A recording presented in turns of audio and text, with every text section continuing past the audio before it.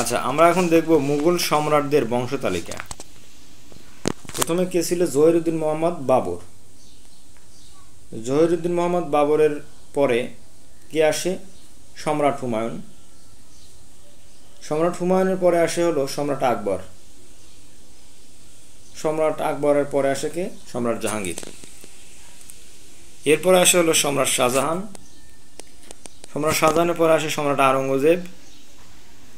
সম্রাট আওরঙ্গজেবের পরে সম্রাট দ্বিতীয় বাহাদুর, যে হলো সর্বশেষ মুঘল সম্রাট।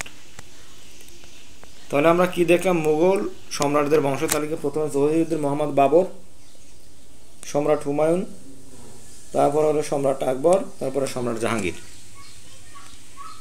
এরপরে আছে সম্রাট শাহজাহান, সম্রাট আওরঙ্গজেব, সম্রাট দ্বিতীয় বাহাদুর। তো এই ছিল মুঘল সম্রাটের বংশ তালিকা।